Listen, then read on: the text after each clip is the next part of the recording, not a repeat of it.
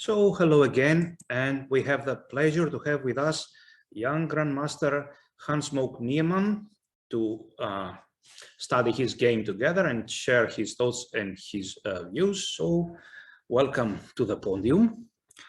How do you like the tournament so far? Well, I had some issues traveling here, but otherwise I'm very happy. Some issues connected to virus restrictions? Yeah, well, I had arranged to get the COVID test. I took it at 7 a.m. and they told me I would get the results at 5 p.m. And I needed the results by my connecting flight from Istanbul to Dubai, and they never came. Oh, I see. So I had some troubles, but I'm very happy. The hotel's great, playing hall's nice. Everything else other than that is great. So I'm happy the tournament. I'm here at least. That's Yes. that's all that matters. You are now. here and doing quite well so far, right? Yes, this game was a very nice game. So let's start. Let's go from the beginning. You were playing with Rio's Christian Camilo. So take over, please. Sure. So I decided to play e4 this game, which I guess is a bit of a surprise for me. He was definitely expecting d4, knight f3, c4, but I noticed after knight c3, he played some dubious lines. I think there was even a game in the Norway chess, like a Fruja report, like knight f6, bishop b5, knight d4, e5. There's this. I see. The rook sacrifice. So yes. Maybe even by a different move order. A different move order. Starting with the Rossolini move. Yeah, I believe it was different move order. Yeah, but anyways, it's funny. Okay, he plays e5, which sounds like a terrible move, but I can get an advantage, no problem, because he's making these weaknesses. So this is all preparation, maneuvering the knight to d5 to the outpost. All these have been played many times, right? Yeah, somewhat. Yeah, but he had a game in this before, so I assume he was somewhat knowledgeable. Castles. Yeah, so knight d7 was first move where I had to sort of think, but I knew the ideas. I think I remember knight d5, knight b6, and here's where I first had to think. I kind of remember a game by Black, a game of Magnus Carlsen, is that right? Where he performed this maneuver, knight d7, knight b6. I'm almost certain, but it might have been even a bridge game. I'm not sure. It's a very common idea to put pressure. The main point is you want to put pressure on d5, but you need to sort of the main point is to play d5, right? You need to sort of okay, c3. I thought for a while. I was considering a3, a4, c3. I was considering f4, but eventually I decided that I went for something a bit concrete. As Topalov used to say, in this position, I had many good moves, but unfortunately, I could play only one. Yeah, so I had a feeling that this was not the best way to play.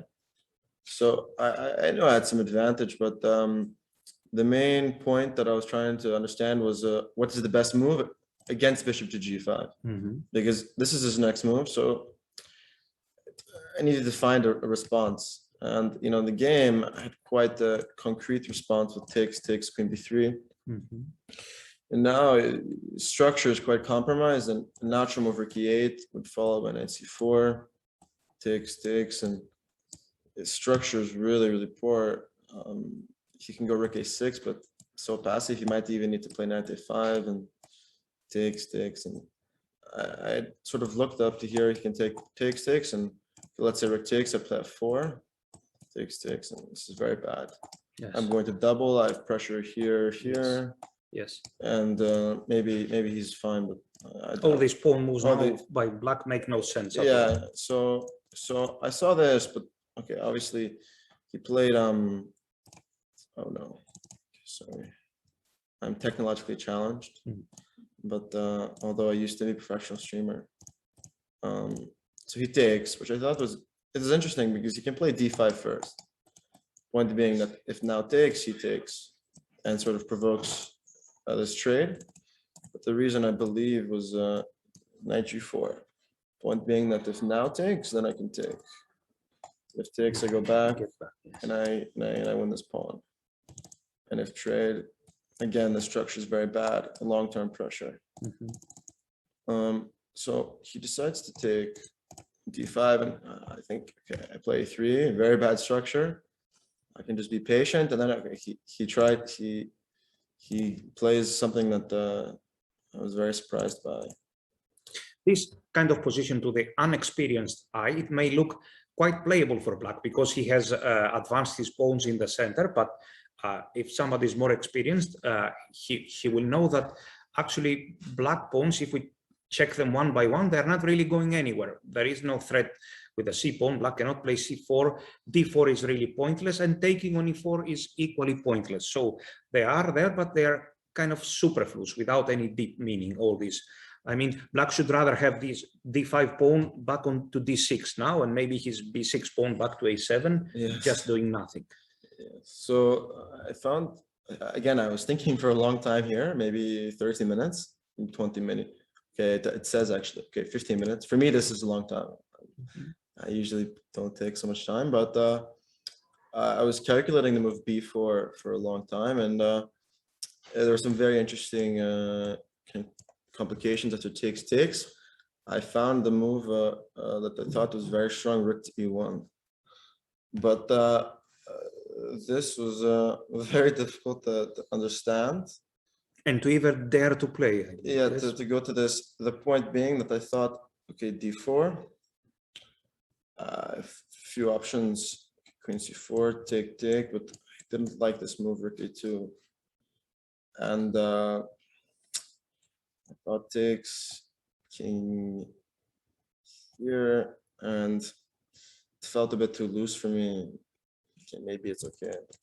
But you did think that along the way there might be other alternatives for both players. Yeah, right? yeah. That's so I felt okay. But what was really nice that I found, which is really important, is okay in the game. It is really interesting. After takes, of course, the most natural thing is to play takes knight b3, takes. But after c4, you can just resign. It's hilarious. I think this is a resignable position.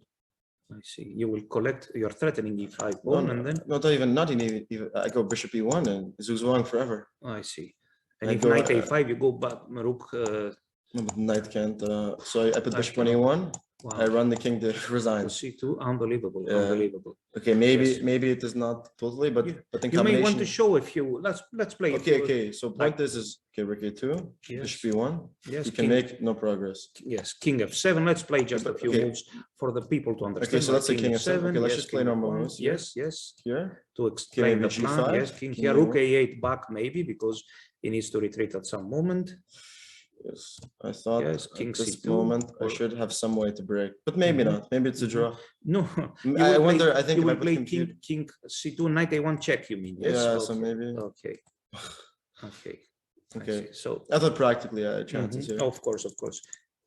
But maybe he is an endgame genius, but I think to calculate this far and to conclude that it is okay, very tough from human perspective. Okay. Anyways. Maybe this was bluff, but sometimes you have to bluff. Okay, so he plays takes, and now it is very bad. He has all these weaknesses, and I've basically, if I can, I want to play c4 and trap the knight. And although you are so young, you appear to be a positional player. This is really strange. This is really remarkable. If the game is positional, I have to play positional. Okay. But if I must sacrifice him. That's a very nice piece of advice for the audience who is watching, because who are watching, because quite often the game is positional and they play tactical, yes, or the opposite. Yeah. Okay. So I tried to be a chameleon, Okay. So now I simply bring king in. c4 is forced, because if not, I go c4, bishop here. If king tries to protect, g3 f4 resigns. So he has to, and then now I almost played rook takes d4, but this is just a very totally winning, because I'm threatening bishop takes b6. So he must play king e7, but now I almost played bishop e3, but I realized that if I just take here, and my pieces are just so dominating, it is really Really, He has no way to approach the strong bishop on e5. Bishop And is the he is best piece. protecting everything. Yes. And the last thing he misses, I check and bishop e4. And now he's totally, okay, I will simply collect every single one of these pawns. Okay, bishop d6, knight d1. I take. Finally, this is transformation of advantage. Finally, he Yes. did correct. Yes. Correct his knight, but this took a long time, and you Yeah. started collecting all the And pawns. now, okay, accurate move. Last, okay, accurate move. Takes here. Takes king comes in, and domination. Yeah. That was a really very impressive game, I can tell you. Very nice positional win, which I may include in a file called Piece Out of Play for my students. Yeah, this knight is not so good. Very good. So what can I say? Congratulations and good luck for the rest of the tournament. There are very tough games coming, and play well. Thank you.